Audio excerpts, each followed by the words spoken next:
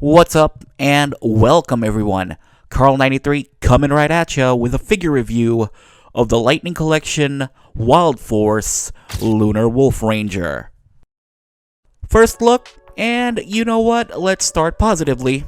Hasbro has done a good job of capturing the guy in a suit look, which is the aspect I look for the most when it comes to tokusatsu figures. Merrick's mix and match colorway has always been a winner. The mix of blue and silver with gold sprinkled in looks good from afar. But I think the visual highlight is the helmet. Sculpting is on point, the wolf motif really comes through, and the paintwork is serviceable. And that's where my issues start.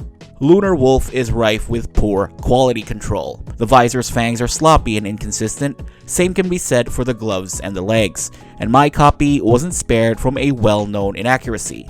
The boots are white.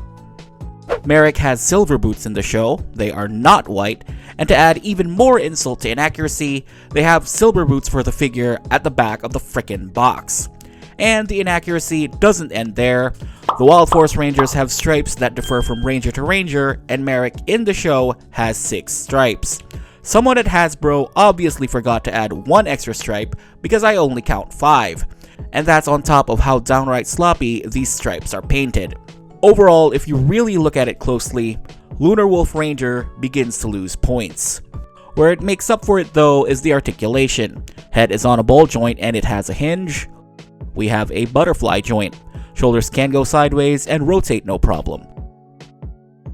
There's a bicep swivel, double jointed elbow. Chest is on a ball joint, a very strong ab crunch, and an equally strong ab arch. Leg can go forward and sideways no problem, double jointed knee, boot swivel, pivoting foot, and a hinge up and down. Articulation makes this a very fun figure to pose. I don't think it does more than the usual Lightning Collection Ranger, but hey, if it ain't broke, don't fix it, right? Moving on to accessories, and we get a pair of clawed hands.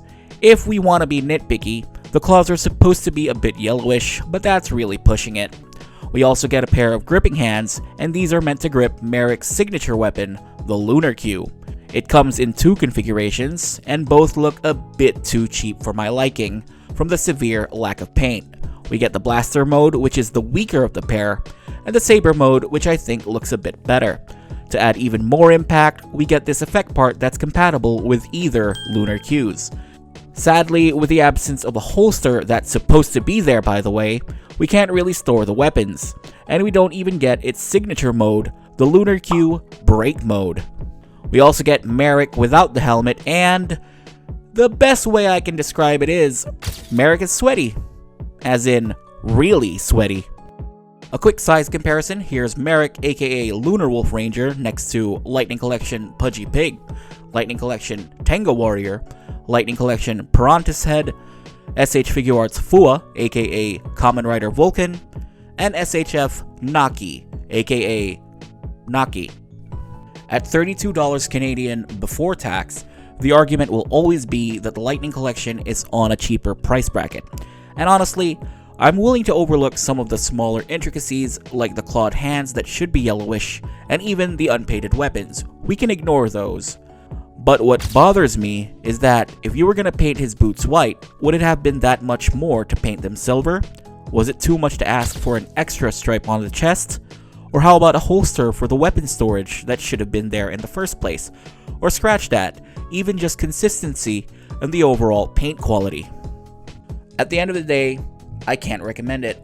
There's far too many mistakes to sweep under the rug.